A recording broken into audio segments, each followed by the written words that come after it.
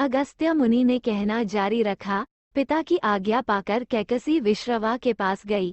उस समय भयंकर आंधी चल रही थी, आकाश में मेघ गरज रहे थे। कैकसी का अभिप्राय जानकर विश्रवा ने कहा कि भद्रे, तुम इस कुबेला में आई हो, मैं तुम्हारी इच्छा तो पूरी कर दूंगा, परंतु इससे तुम्हारी संतान दुष्ट स्वभाव वाली और क्रूर कर्मा होगी। मुनि की बात सुनकर कैकसी उनके चरणों में गिर पड़ी और बोली कि भगवान, आप ब्रह्मवादी महात्मा हैं, आपसे मैं ऐसी दुराचारी संतान पाने की आशा नहीं करती, अतः आप मुझ पर कृपा करें। कैकसी के वचन सुनकर मुनि विश्रवा ने कहा कि अच्छा, तो तुम्हारा सबसे छोटा पुत्र सदाचारी और धर्मात्मा होगा। इस प्रकार कैकसी के 10 मुख वाले पुत्र का जन्म हुआ, जिसका नाम दशग्रीव रखा गया। उसके पश्चात कुंभकर्ण, शूर्पणखा और विभीषण के जन्म हुए। दशग्रीव और कुंभकर्ण अत्यंत दुष्ट थे, किंतु विभीषण धर्मात्मा प्रकृति का था।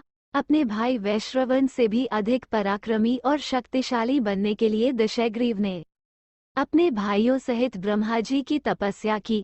ब्रह्मा के प्रसन्न होने पर दशग्रीव ने मांगा कि मैं गरुड़, नाग, यक्ष, दैत्य, दानव, राक्षस तथा देवताओं के लिए अवध्य हो जाऊं। ब्रह्मा जी ने तथास्तु कहकर उसकी इच्छा पूरी कर दी। विभीषण ने धर्म में अविचल मति का और कुंभकर्ण ने वर्षों तक सोते रहने का वरदान पाया। फिर दशग्रीव ने लंका के राजा कुबेर को विवश किया कि वो लंका छोड़कर अपना राज्य उसे सौंप दे। अपने पिता विश्रवा के समझाने पर कुबेर ने लंका का परित्याग कर दिया और रावण अपनी सेना, भाइयों तथा सेवकों के साथ लंका में रहने लगा। लंका में जम जाने के बाद अपने बहन शूर्पणखा का विवाह कालका के पुत्र दानवराज विद्युवेवा के साथ कर दिया। उसने स्वयं दिति के पुत्र मय की कन्या मंदोदरी से विवाह किया, जो हेमा नामक अप्सरा के गर्भ से उत्पन्न हुई थी। विरोचन कुमार बलि की पुत्री वज्रज्वला से कुंभकर्ण का और गंधर्वराज महात्मा शैलूष की कन्या सरमा से विभीषण का विवाह हुआ। कुछ समय पश्चात मंदोदरी ने मेघनाद को जन्म दिया, जो इंद्र को परास्त कर संसार में इंद्रजित के नाम से प्रसिद्ध हुआ। सत्ता के मद में रावण उच्छृंखल हो देवताओं, ऋषियों, यक्षों और गंधर्वों को नाना प्रकार से कष्ट देने लगा।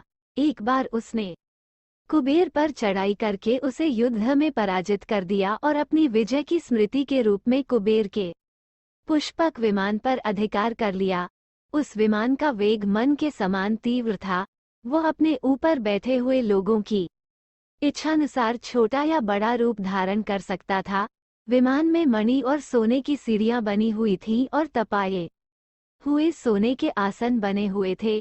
उस विमान पर बैठकर जब वह शरवण नाम से प्रसिद्ध सरकंडों के विशाल वन से होकर जा रहा था, तो भगवान शंकर के पार्षद नंदीश्वर ने उसे रोकते हुए कहा कि दशग्रीव, इस वन में स्थित पर्वत पर भगवान शंकर क्रीड़ा करते हैं, इसलिए यहाँ सभी सुर, असुर, यक्ष आदि का आना निषिद्ध कर दिया गया है। नंदीश्वर के वचनों से क्रुद्ध होकर रावण विमान से उतरकर भगवान शंकर की ओर चला।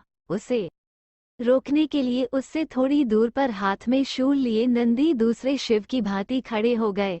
उनका मुख वानर जैसा था। उसे देखकर रावण ठहाका मारकर हंस पड़ा। इससे कुपित हो नंदी बोले कि दशानन, तुमने मेरे वानर रूप की अवहेलना की है, इसलिए तुम्हारे कुल का नाश करने के लिए मेरे ही समान पराक्रमी रूप और तेज से संपन्न वानर उत्पन्न होंगे। रावण ने इस ओर तनिक भी ध्यान नहीं दिया और बोला कि जिस पर्वत ने मेरे विमान की यात्रा में बाधा डाली है, आज मैं उसी को उखाड़ फेंकूंगा। ये कहकर उसने पर्वत के निचले भाग में हाथ डालकर उसे उठाने का प्रयत्न किया। जब पर्वत हिलने लगा तो भगवान शंकर ने उस पर्वत को अपने पैर के अंगूठे से दबा दिया। इससे रावण का हाथ बुरी तरह से दब गया और वह पीड़ा से चिल्लाने लगा। जब वो किसी प्रकार से हाथ न निकाल सका तो रोते रोते भगवान शंकर की स्तुति और क्षमा प्रार्थना करने लगा। इस पर भगवान शंकर ने उसे क्षमा कर दिया और उसके प्रार्थना करने पर उसे एक चंद्रहास नामक खड्ग भी दिया।